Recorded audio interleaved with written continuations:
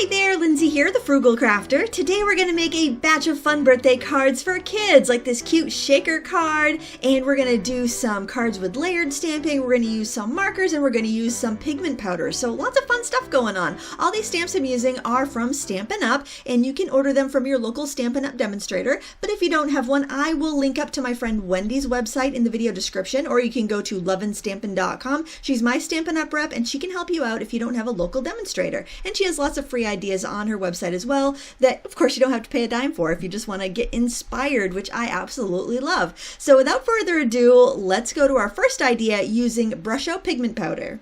I'm working on watercolor paper to do my stamping, and I'm just using the smoothest side and dusting it with some cornstarch to make sure that my embossing will go well. I'm stamping this cute party panda, and this is one of the free sale-a-bration sets that you get if you spend $50 or more at Stampin' Up this month.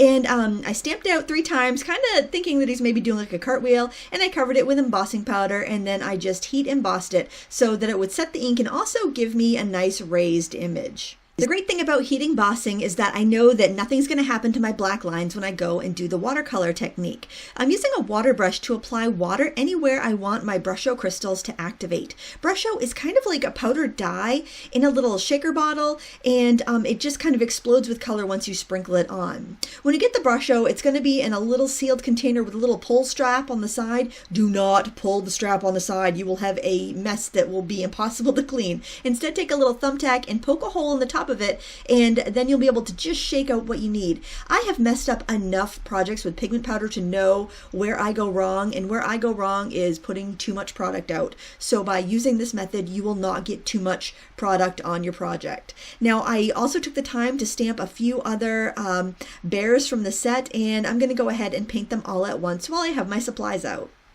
The thing about Brusho is that you might have a lot more product on your paper than you realize, and it's not until you squirt a little water down or get it wet that you actually see the color come to life. So I like to just kind of dab in color or drip color onto my paper, and then that secret color appears. That gives you such a pretty look, and by just sticking with 3 basic colors, your rose red, yellow, and turquoise, you're going to get a huge amount of colors for a very tiny investment in money, and honestly, it looks so much better when you limit your supplies than when you go whole hog and use all the colors of the rainbow. That's when you get a muddy mess. And less is more when it comes to this product because it is so strong and it's really hard to see how much you're getting out when you first sprinkle it. Go light and then sprinkle a little water on, and you're going to see all those colors that have been hiding kind of in the dust. And wait till you wash your table when you're done this project. You are going to see so much color on your cleaning rag. And to finish up this batch of bears, I mounted them on black cardstock that was just about a 1/16 of an inch larger on all sides, and then on a silver card base just to give it a little bit of sparkle. Then as an afterthought, I put some clear star sequins on the cards just for a little bit of embellishment. It's not a lot, but I think it really adds a nice touch. And I made sure that each card had a couple sequins just to make it a little more special. For this batch of cards, I used new Stampin' Blend markers to color images from the Magical Day stamp set. These markers are very easy to use because you get a light and a dark version of each of the colors. I started off with dark old olive to put my shadows in on this dragon, and then I grabbed the light old olive to blend it out. Just by going over the darker color and pulling it into the white area, I got a really even blend with no hassle at all. I'm coloring on Nina Classic Crest cardstock, the stuff I usually use. I haven't used the Stampin' Up cardstock for coloring, so I'm not sure how well that works, but when I find something I like, I just tend to stick with it. The images in this stamp set are tiny, so you may find better luck using the bullet tip of this marker as opposed to the brush tip, because the brush tip, although it's really tiny and it can get in small spaces, it loads off a lot of ink, so you might get more ink than you bargained for if you use the brush tip. So I'd use that for larger areas and use the bullet tip for smaller areas. I like that that these markers have the bullet and the brush. They're obviously designed with stampers in mind as opposed to graphic artists, so we get those 2 fine tips that really meet our needs well. This color here is Calypso Coral, again starting with a dark and then going in the light, and the orange that I had used is from the Pumpkin Pie color. There's a light and a dark version of each marker like I mentioned before. Now to get this texture of the scale on the skin, I'm simply using the clear marker to dab little dots everywhere. If you use the brush tip, it's going to give you more alcohol and it's going to make larger dots. If you use the bullet tip, you're going to get finer, tinier dots because it's not going to give so much alcohol onto the paper. paper. So that's really how I would determine which tip to use. How much color do you want to come out? If you want a lot, use the brush. If you want a little, use the bullet. To make a custom backdrop for my card, I used white acrylic paint and stenciled clouds from a stencil from Stampin' Up! On a piece of light blue cardstock. I also grabbed some paint and cut some kind of rocky shapes out of fun foam and just kind of inked them with some brown paint, and I mounted that onto a lime green card base.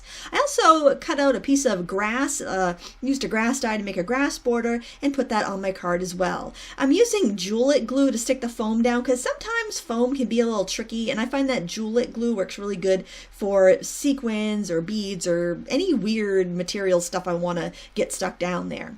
Then I used foam tape to apply the little die cuts on there, and I don't have the steel dies, but I use my scan and cut machine to cut these out, and I used a border of 0.08. The only thing that I should have done differently is not or made sure my flame was attached to the dragon's nose before I cut it out, because it did cut it out in 2 parts, so I just had to adhere that down separately. The other card from this batch that I felt like might need a little more explanation is the shaker card, and what I did was I took a piece of printed acetate, this is from We Are Memory Keepers, and I sewed it with my machine onto one of those card bases. Remember I told you I was never buying these card bases again, and I've been like using them up for 2 years or more? Well, now I'm kind of addicted to them, and I might actually get some more because they're so darn convenient. And I'm also putting some little micro beads, or actually little seed beads, in this pocket along with the sequins, because I found that if I just use sequins, it didn't shake. It needs the beads in there to hold the acetate away from the card base enough for the sequins to be able to move, because I'm not using foam tape. I just simply stitch down all around with my sewing machine. So after you fill it up, all you need to do is stitch down that final edge and apply the mermaid die cuts. And here's a look at the Magical Day cards. The only other thing I wanted to note was that to stamp the word magical, I used markers to color that up like a rainbow. I stamped it on cardstock, then I drew a thought bubble around it with a pen, and I used my scan and cut to cut that out just to make things a little easier. But I think these cards are super cute, and I think they'd be great for a kid's birthday card. Last but not least, we have these fun cards from the Epic Celebration set, and they are all 1 layer, quick and easy cards, and these stamps layer up so it's really quick and easy. You don't need to do fancy marker coloring because you just stamp each layer and it's all colored. They're shadow stamps, they're ready to go, and they're a lot of fun. So I stamped the bow first in a light color, then I'd stamp the shadow in a darker pink, and now I am going to stamp a row of candles in kind of a light mint green going across the card. I'd stamp the happiest birthday to you in a dark purple. I thought it was more fun than black. Now I'm going over the candles with a stripe in a darker mint color, so it kind of looks like a swirly candle that you would get on your birthday, and then I'm just topping each candle off with a little flame. Now that's seriously a couple minutes and you're done. There's no excuse not to have a card on a birthday. This is less time than popping into the store on the way to the party to buy a card. I am adding a little color with a color duster on the edges, and then I'm just going to mount that onto a pre-folded card base in pink, and we are good to go. I love these quick and easy ideas. I hope you give them a try because they're so much fun, and it's always nice to give a handmade card. I know I love receiving handmade cards, so I'm sure it's fun for other people to get them too. If you want any of these products, you can contact your local Stampin' Up! Demonstrator, or you can contact my friend Wendy over at loveandstampin.com. I will link up to every product I used in the video description so you can find them easily. And I thank you so much for watching. If you would like a review on the Stampin' Blend markers, let me know in the comments below and I can get that out for you. Thank you so much for watching. Please give me a thumbs up if you enjoyed it. Until next time, happy crafting.